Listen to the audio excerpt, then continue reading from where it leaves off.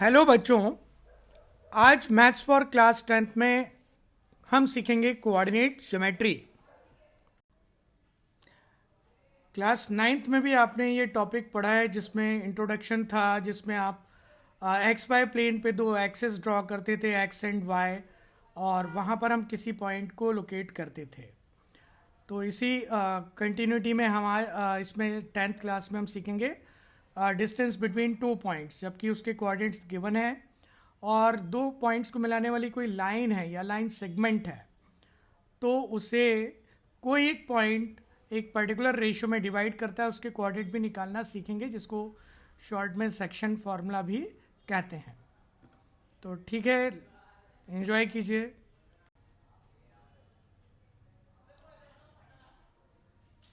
तो already class 9th में आपने पढ़ा है कि किसी पॉइंट को लोकेट करने के लिए कोऑर्डिनेट्स ड्रॉ करते हैं।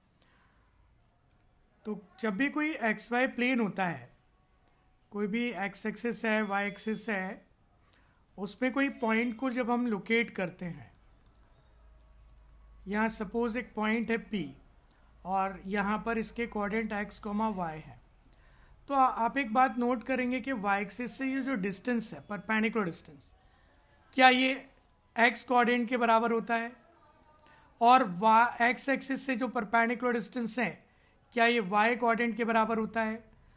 इस एक्स को ही नाम दिया है abscissa, means distance of a point from y axis is called abscissa, and the distance of a point from x-axis is called ordinate. इसे बोलते हैं आप ऑर्डिनेट। तो ये नाम आपको याद रखने हैं, एब्सिसा एंड ऑर्डिनेट। और यहाँ पर हम इनके कोऑर्डिनेट्स, मतलब ये जो पॉइंट यहाँ पर आ रहा है वाई एक्सिस पर, इसे हम 0, y लिख सकते हैं, और ये जो पॉइंट आ रहा है एक्स एक्सिस पर, इसे x, 0 लिख सकते हैं। तो सिंपल है। एक्चुअल में कोऑर्डिनेट ज्योमेट्री क्या करती है, वो किसी भी ज्योमेट्रिकल फिगर को एक एल्जेब्रिक इक्वेशन से रिलेट करती है, या यूँ कहें कि कोऑर्डिनेट ज्योमेट्री की हेल्प से हम एल्जेब्रा और ज्योमेट्रिकल फिगर्स को आपस में रिलेट कर पाते हैं।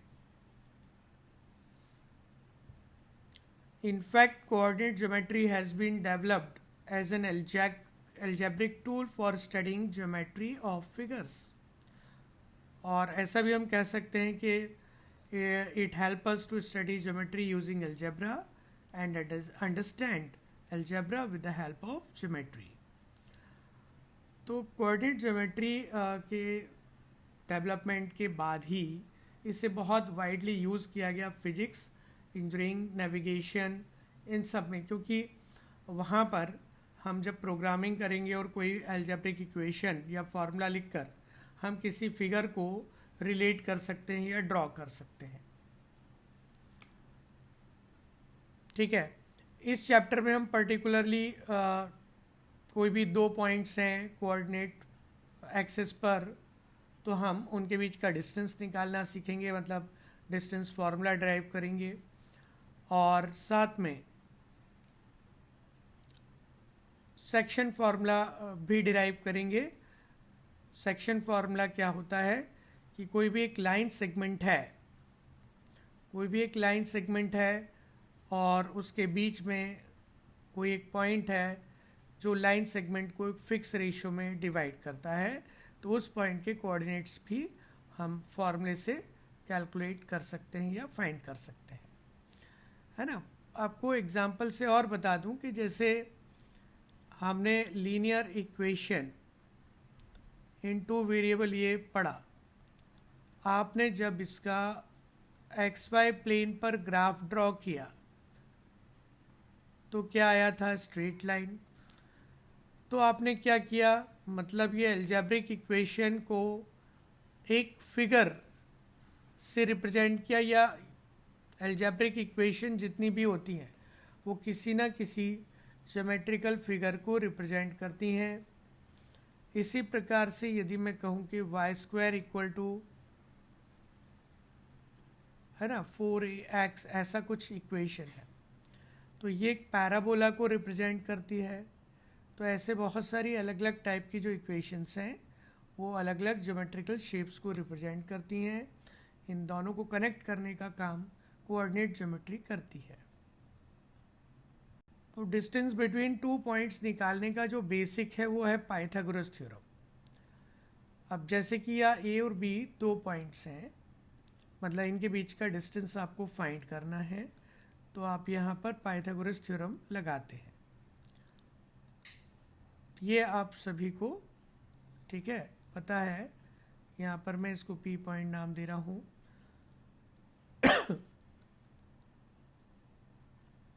तो अभी जो डिस्टेंस फॉर्मूला हम डिराइव करेंगे उसके पीछे बेसिक पाइथागोरस थ्योरम ही है। सपोज यहाँ पर पी और क्यू के बीच का डिस्टेंस फाइंड करना है, तो सबसे पहले टी पॉइंट के कोऑर्डिनेट्स हम लिख लें, जो क्लियरली एक्स पर 6 है, वाई पर 6 है ना। तो अब ये हमने देखा कि पी और टी के बीच का जो डिस्टेंस है वो 6 माइनस 4 दैट इज 2, और क्यू और टी के बीच का distance 8 minus 6।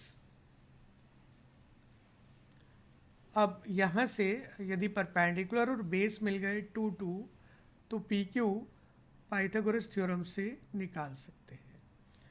That is 6 minus 4 square.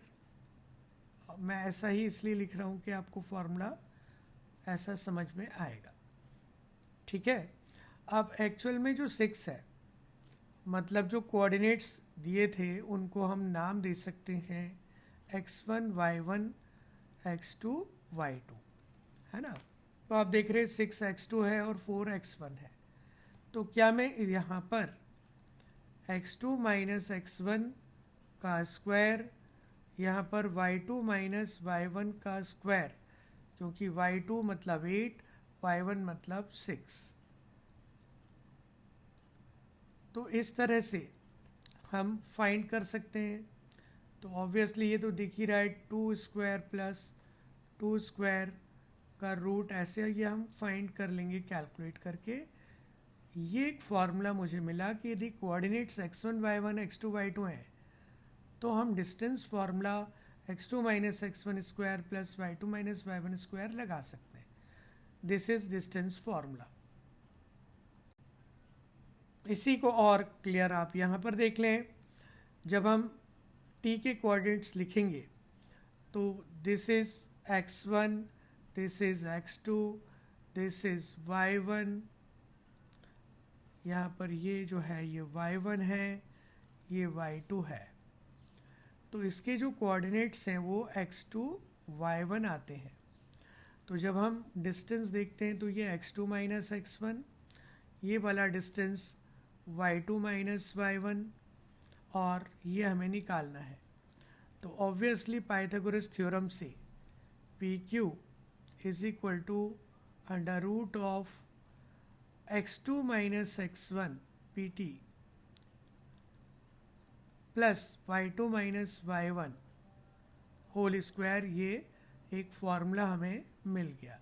This is called distance formula, इसको याद रख लेना है। अब इसी पर बेस्ड बहुत सारी प्रॉब्लम्स आपको आपके एनसीईआरटी एग्जाम्पल्स और एक्सरसाइज में मिलने वाली हैं। तो देखते हैं। तो पहले एक सिंपल क्वेश्चन आप करके बताइए, find distance between P that is 1, 2 and Q that is 4, 6। तो सॉल्यूशन जहाँ पर हम करेंगे P Q is equal to under root of, formula हमने लिखा है x2 minus x1 square plus y2 minus y1 square, ये फार्मूला आपने लिखा। और यहाँ पर x1 y1 नाम दे देंगे, x1 y1, ये हो गया x2 y2। ठीक है।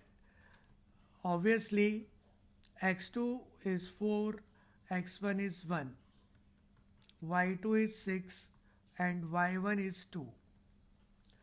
जब हमने इसे कैलकुलेट किया तो ये आया 3 स्क्वायर प्लस 4 स्क्वायर का रूट, और सॉल्व करने पर ये 9 + 16, ट्रिपलेट भी आपको याद होने चाहिए, पाइथागोरियन ट्रिपलेट्स।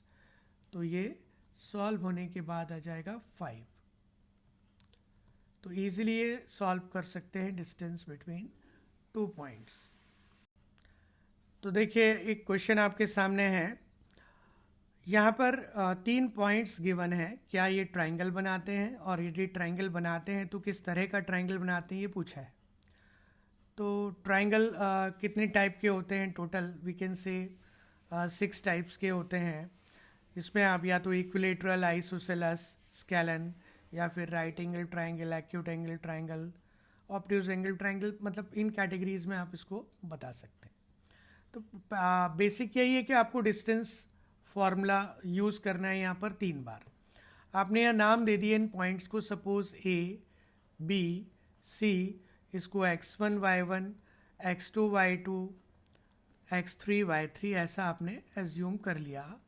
अब यहाँ से आप ए बी डिस्टेंस निकालेंगे, बी सी डिस्टेंस निकालेंगे, और ए सी डिस्टेंस निकालेंगे डिस्टेंस फार्मूला लगा के।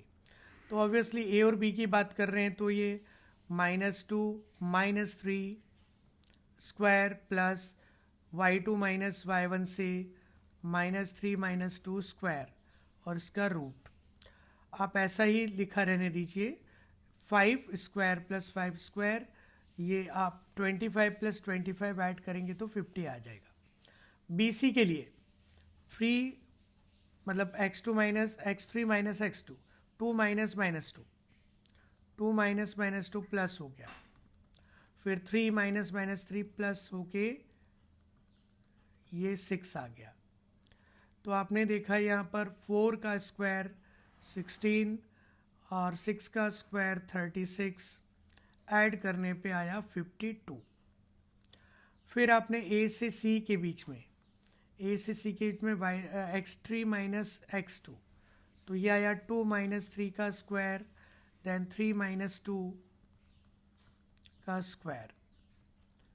तो आपने देखा ये 1 -1 का स्क्वायर 1 और 1 का स्क्वायर 1, तो ये इजीली कैलकुलेट कर सकते हैं, √2 आ गया। क्या अब यहाँ पर कुछ ऑब्जर्वेशन ऐसा हो रहा है, हमें यहाँ दिखाई दे रहा है कि तीनों का स्क्वायर कर दूं मैं, तो हमें ऑब्जर्व करना पड़ेगा कि यहाँ BC का स्क्वायर इक्वल टू AB का स्क्वायर प्लस AC स्क्वायर के बराबर आ रहा है। इसका मतलब ये एक राइट एंगल ट्राइंगल है, क्योंकि ये पाइथागोरस थ्योरम को सेटिस्फाई कर रहा है। यहाँ पर जो BC है वो हाइपोटेन्यूज है और बाकी ये 2, तो राइट एंगल ट्राइंगल हमने आइडेंटिफाई किया।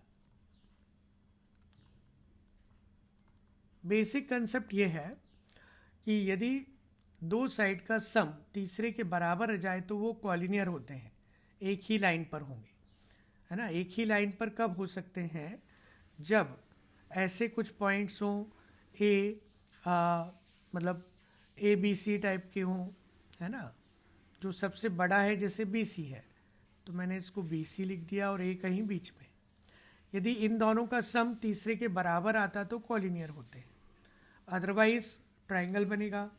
और साइड्स यदि तीनों इक्वल आ गई तो इक्विलेटरल ट्राइंगल, 2 साइड इक्वल हैं एक अनइक्वल है तो आइसोसेलेस ट्राइंगल, और पाइथागोरस थ्योरम सेटिस्फाई हो रही है तो राइट एंगल ट्राइंगल। इस तरह से पहचान सकते हैं।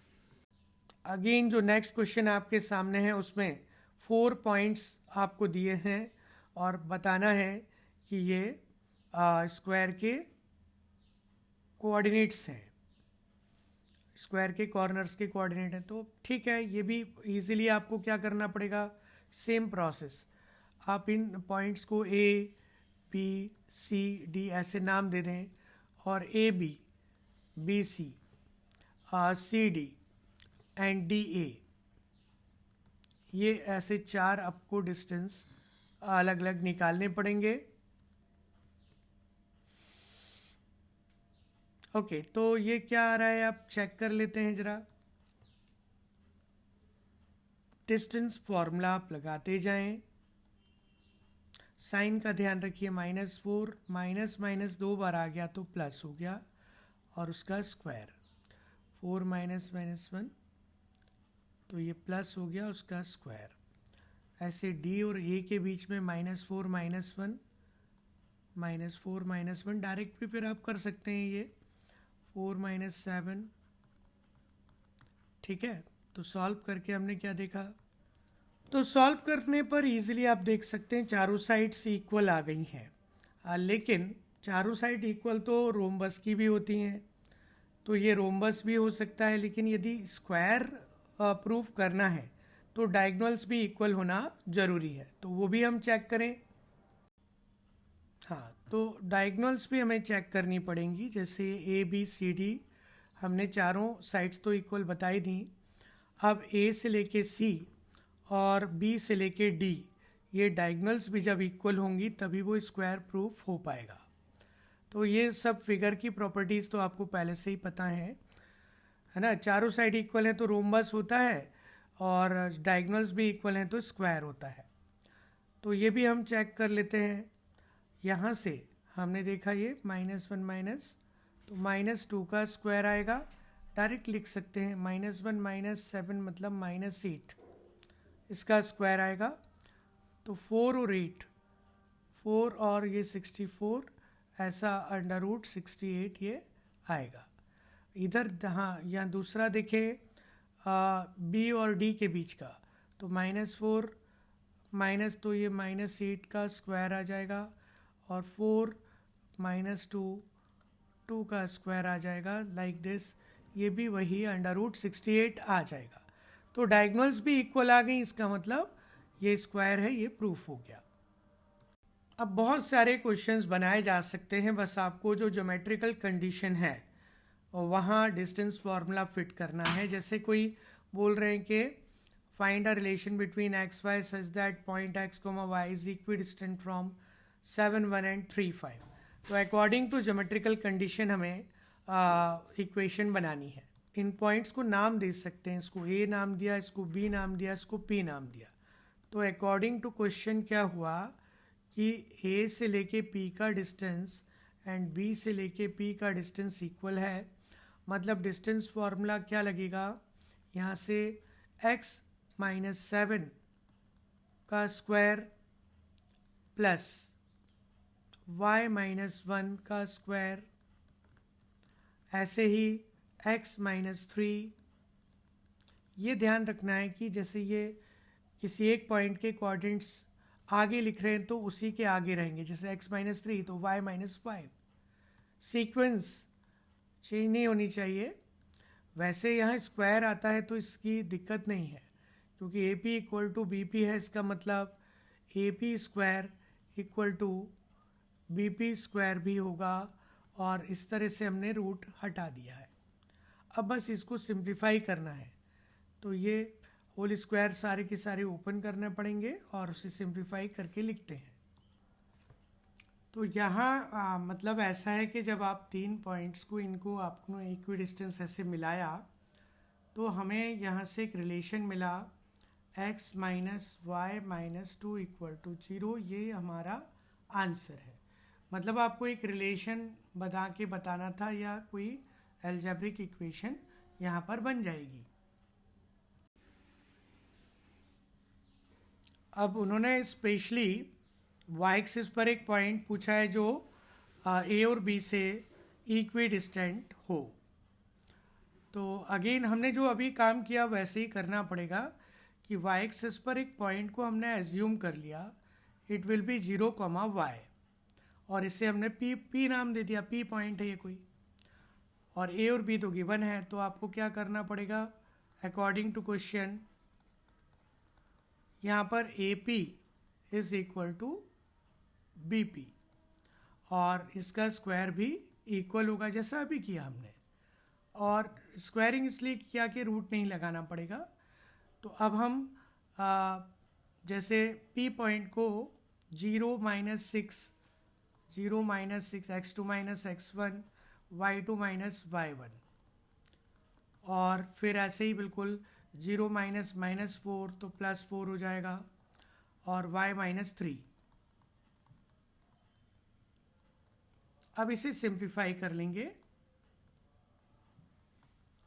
ठीक है, और फिर हम इसे, है ना, A square plus 2ab plus B square, ये सब फॉर्मूले आपको याद हैं, तो इस तरह से इसे सिंप्लीफाई कर लेंगे। तो अल्टीमेटली यहाँ से मुझे y की वैल्यू मिल जाएगी, एक y का मुझे वैल्यू मिल जाएगा। बेसिकली होता क्या है, आपको थोड़ा और क्लियरिटी से बताएं। ए और बी कोई 2 पॉइंट्स हैं। अब मान लो आपने इनको ज्वाइन किया तो इनके मिड पॉइंट एक मिलेगा जो इक्वी डिस्टेंट होगा, और ऐसे बहुत सारे पॉइंट्स जो इसका परपेंडिकुलर बाइसेक्टर लाइन होती है, इस पर हम कोई भी पॉइंट ड्रॉ करें, कोई भी पॉइंट ले लें, तो वो इससे इक्वी डिस्टेंट होता है। तो अब कोई पॉइंट ऐसा 0, y एक्सिस पर भी मिलेगा, तो क्लियरली एक ही पॉइंट हमें मिलने वाला है जो जिससे हमें y की वैल्यू यहाँ से निकाल लेंगे। क्या आ रही है वो देख लेते हैं। ठीक है, वाई स्क्वायर तो कैंसिल हो जाएगा, 10y 6y सभी को राइट साइड लाए तो 4y, और पूरा इसको सिंप्लीफाई जब आपने किया, है ना, तो 25 चला गया 36 है, तो यहाँ मिलने वाला है आपको 36। ओके, तो ये I think y equal to 9 आ रहा है, ऐसा आप सॉल्व करके देख सकते हैं। तो बेसिक ज्योमेट्री के कंसेप्ट्स आपको याद होने चाहिए, या हम रिलेट भी कर सकते हैं। मीन्स एक लाइन सेगमेंट को यदि एक परपेंडिकुलर बाइसेक्टर ड्रॉ किया जाए लाइन सेगमेंट का, तो परपेंडिकुलर बाइसेक्टर पर जितने भी पॉइंट्स हैं वो एंड पॉइंट से इक्वल डिस्टेंस पर होते हैं। तो नेक्स्ट क्वेश्चन पर हम आते हैं। अब देखिए यहाँ एक्सरसाइज है आपके एनसीईआरटी की, find the distance between the following pairs. तो आई थिंक ये का कोई दिक्कत वाला काम नहीं है, आप इनके बीच का डिस्टेंस इजीली फाइंड कर सकते हैं। फॉर्मूला लगाना है सिर्फ आपको, x2 minus x1 whole square plus y2 minus y1 whole square का रूट। तो उसको मैं स्किप कर रहा हूँ आपके लिए, आप सॉल्व करेंगे। अब यदि 3 पॉइंट्स को कॉलिनियर बताना है तो पहले आप इनको ए बी सी एज्यूम कर लें ऐसे, और फिर आप ए बी, बी सी और सी ए ये डिस्टेंस निकाल लें, इससे ही आपको आइडेंटिफाई हो जाएगा। तो पहले आप ए बी कैलकुलेट करें, बी सी और सी ए, तो हम ये करते हैं। देखिए यहाँ तीनों डिस्टेंस तो निकाल लिए, लेकिन कभी हमें ऐसा नहीं मिल रहा जो बड़ा वाला डिस्टेंस है C A equal A B plus B C, ऐसा नहीं हमें मिल रहा है। Therefore points are not collinear, points are not collinear, क्योंकि ये डिस्टेंस इक्वल मिलने चाहिए। अब मैं देख रहा हूँ यहाँ पर इक्वल नहीं मिल रहे हैं। तो फाइनली चैप्टर में आपको यही प्रॉपर्टीज़ याद रखनी है। आइसोसेलेस ट्राइंगल पूछ लिया कि है या नहीं, तो 2 साइड्स इक्वल बता दीजिए। ठीक है, क्वाड्रेटल में भी बहुत सारे टाइप्स होते हैं। रोम्बस पूछ लिया, चारों साइड इक्वल बताइए। रेक्टेंगल पूछ लिया तो अपोजिट साइड्स इक्वल बताइए और डायगोनल्स इक्वल बताइए, लाइक दिस। ये सब छोटी छोटी प्रॉपर्टीज़ आप सेटिस्फाई कर लेंगे तो आप ये इस एक्सरसाइज के क्वेश्चंस कर लेंगे। कोई दिक्कत आती है तो आप मुझे बताइए, पोस्ट कीजिए।